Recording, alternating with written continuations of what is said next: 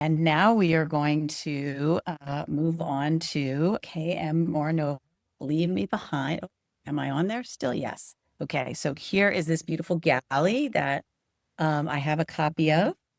It's gorgeous. I love the reading line, the only good riot soldier is a dead one. So that sets you up very nicely. And I didn't get to say this earlier, but I love playlist inside. It's amazing. So K.M. Moronova is a dark fantasy and romance author whose favorite characters are the misunderstood villains. And Christa Desir is the VP and editorial director for Bloom Books and Source Books Romance. So I'm going to ask them to, oh, I see Christa. Are we all on? And I'm going to turn my camera off and my audio and leave you to it. Thank you. Thanks everyone for coming. I really appreciate it. Appreciate you being here with me and Kiana today, and for everyone else who's here. And thank you, Publishers Marketplace, for acknowledging how amazing this book is. I absolutely love it, and I'm glad so many people it has resonated with so many people. One of the things I love about romance as a genre is how it brings so many people who are not readers into reading. And it's such a motto for us in a lot of ways, is to tap into the people who aren't readers and make them fall in love. And this book delivers that in a huge way. It's very different from Jane's book in that this skews a little darker. So Kiana, when you originally described the idea for this, you told me that you were watching your husband play Call of Duty and you thought, what if this, but also with sex? Yeah. Could you tell us a little bit more how that idea germinated from there, and kind of describe a little bit Leave Me Behind and how it blossomed from that? Yeah, definitely. So Leave Me Behind, like you said, I was watching my husband play Call of Duty and I was just sitting there and I was like, the squads, because it always puts you on a squad. And I was like, that would be so fun to have a unit like that in a book. And it started with like, I at first went to look for a book like that and I couldn't find one. And so then I was like, you know what? I'm gonna write it. And from there, it kind of like I didn't have like a direction. I was like, I'm just gonna put this girl on a squad. It's gonna be enemies to lovers. I'm gonna have a lot of tension. And we'll go from there. And I watch a lot of James Bond.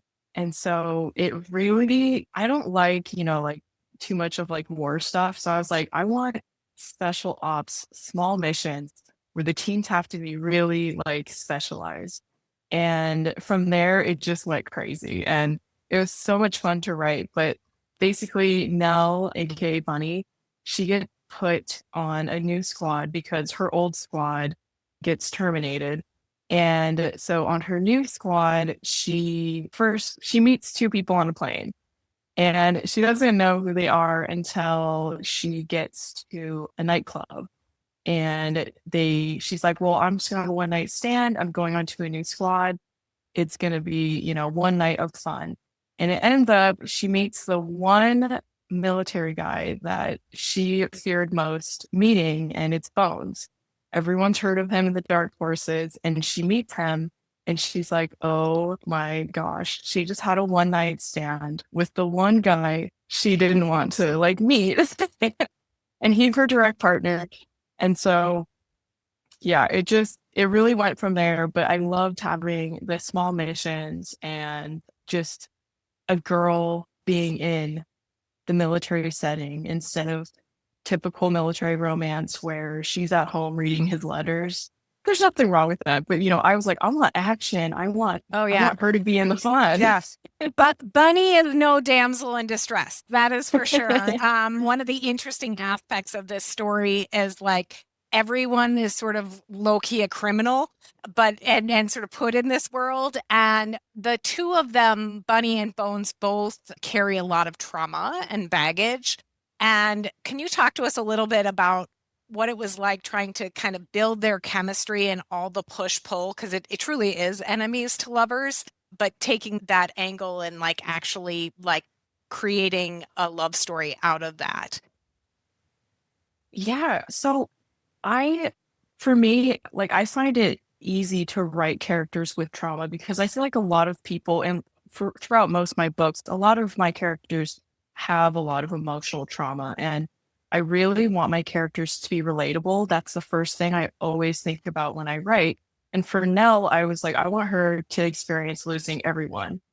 And then Bradshaw, he lost only one. And that's how the story kind of starts, is someone who's lost everyone and someone who lost the one who was very special. And it's just, it adds so much tension. And obviously my stories have a lot of mystery in them as well. And so that kind of adds to it as well. But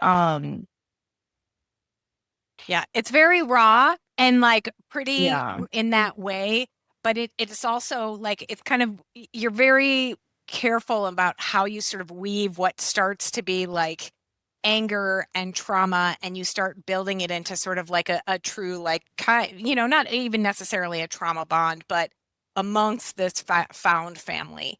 And one of the interesting aspects about your squads is like you kind of create this found family part to it. Were there, as you were building this idea out, can you talk to us about like some of the other characters, the other people in there that you were like, oh, this is really fun because I've got this primary romance, but I've also got all the side characters and, like military guys, like there's a lot happening there. Yeah. So for the found family part, like it was really fun to have them go on the training mission at first, to see if they're a good fit. And through my research, I actually found that like that's like a thing that they actually do for special ops. Like they have, beginning training missions for months to see if they're all going to work together. And so, putting them all together and having them go through these trials of like they have to like work together even though they don't like each other, they have to become friends. That part was really fun for me to write. And there were some characters that like really stood out more than others. Aaron, I wasn't expecting to like Aaron as much, the twin, but he like really started to grow on me writing it and everything. And the side characters, so like, they're just together the whole time. And yeah. Yeah.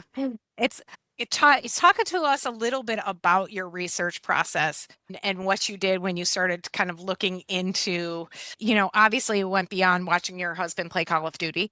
And how did you kind of figure out like basically the rules of the military? You don't have a military background, do you? No, I do not. My husband, so he plays Call of Duty. That honestly, I learned a lot from that. And a lot of it is pretty on point. Especially when it comes to like when you hear what they say on the radios and stuff like that. We watched a lot of movies and that really helped. But I did a lot of research and it is so complicated. There's a lot of very like complex structure, obviously to military and stuff. There's a lot of like lingo that is very complex as well. I think the hardest part was I had to like learn how to spell lieutenant over and over and over. And that was the hardest word to spell. It's so hard, but like, learning like who's above who, captain, lieutenant, sergeant, that was like really, I had to have a graph so I can keep track of it.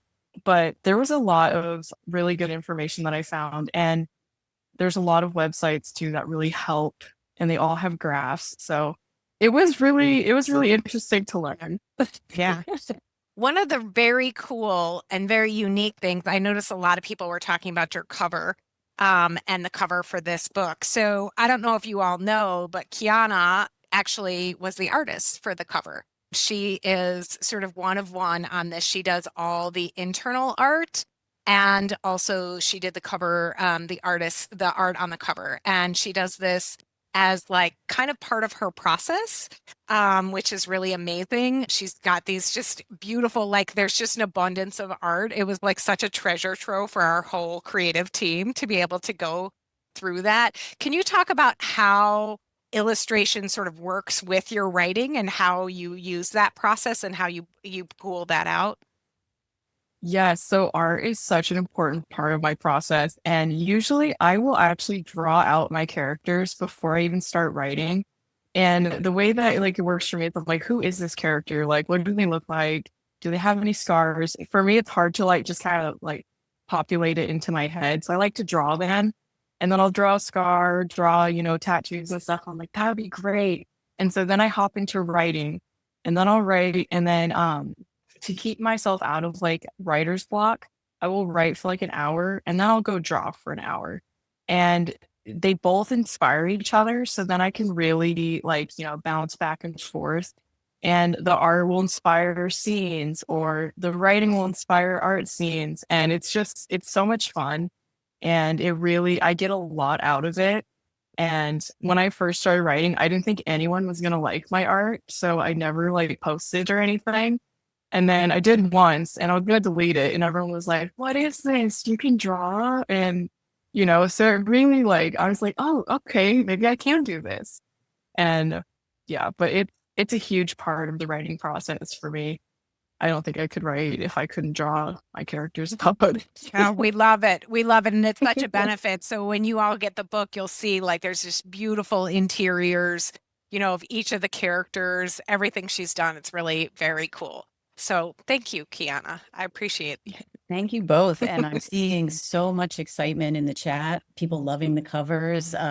Your cover, the cover 40 Love as well. I meant to say that. And this was a great discussion. So thank you so much.